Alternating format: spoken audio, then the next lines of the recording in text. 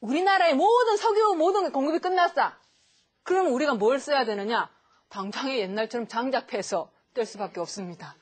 그 숲의 생산이 많을수록 그나마 우리가 순간적으로라도 등 따신 연료를 구할 수가 있는 겁니다. 그죠? 그래서 이 숲의 생산 기능, 이러면 첫 번째가 얼마나 많은 식물 조직을 만들어내느냐. 근데 식물 조직을 만들어내는 정도가 숲이 복잡할수록, 나무가 커갈수록, 큰 숲일수록 많다. 그죠? 그 다음에 이 생물종 분양은 뭐냐면, 사실 여기는 이제 동물이라고 보시면, 물질 생산한 걸 다 뭐 하는 생물들이냐면 동물들, 소비하는 동물들입니다.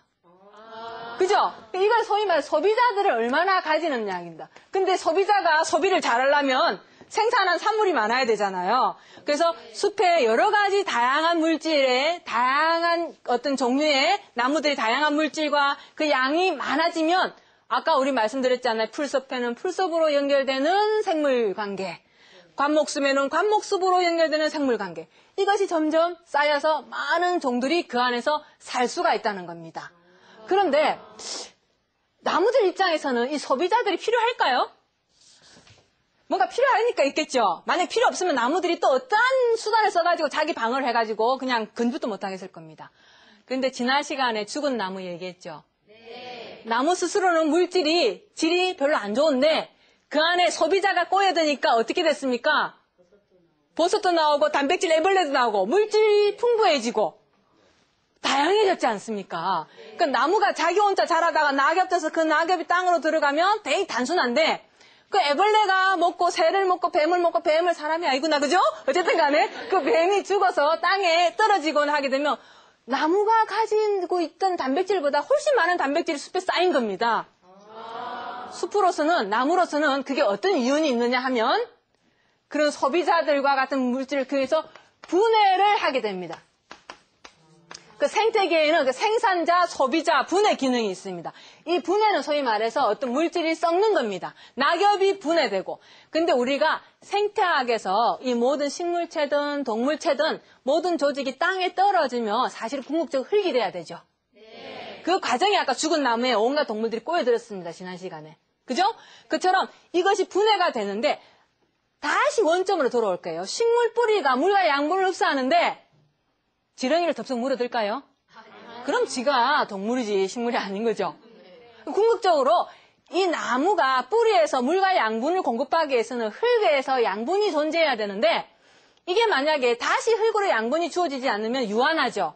어느 순간 안 되는데 그게 지속적으로 주어져야 되는데 그 과정이 분해 과정인 겁니다.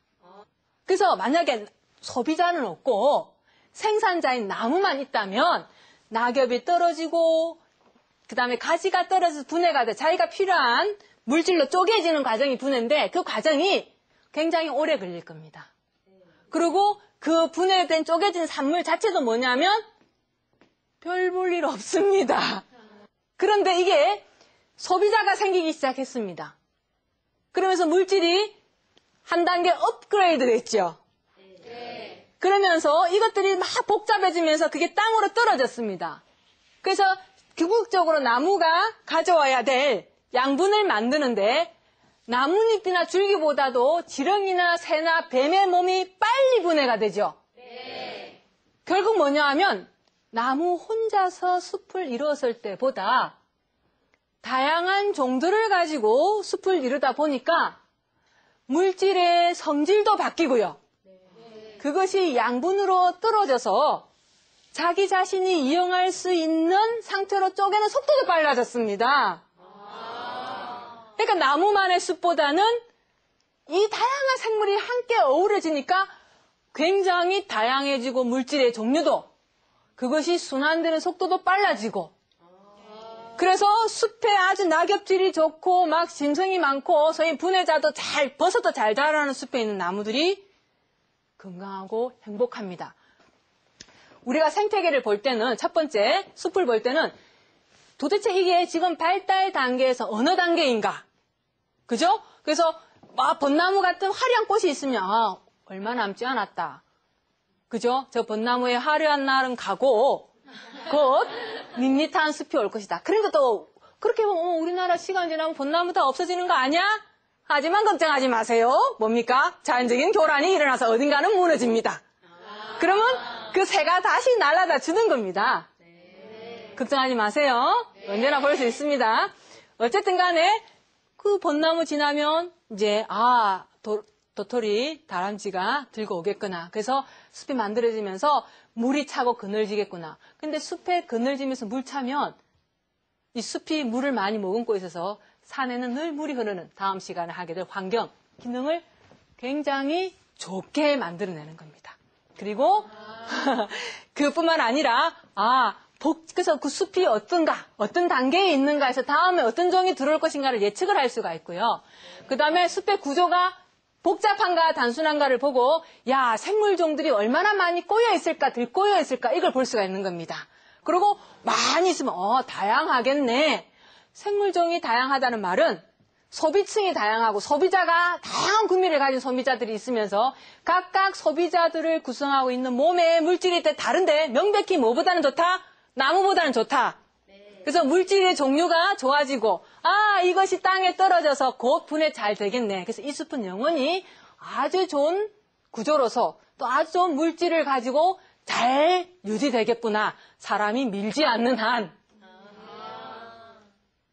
이렇게 생각하시면 이제 그 어렵다는 숲에 들어가시면 사실상 무슨 나무가 있니보다는 그 구조가 복잡하냐, 봄에 꽃을 얼마나 피우고 열매 종류는 어떤 거냐, 그 다음에 땅바닥에 낙엽을 들셔봤을 때 애벌레 종류 이런 건 어떻게 나오느냐, 이런 걸 보시면서 이제 나름대로 숲을 이제 평가하시는 겁니다. 숲에 들어가시면 나무 이름 몰라도 무엇을 봐야 될지 이제 감이 오시나요? 오나요? 네. 다행입니다. 여기까지 하겠습니다.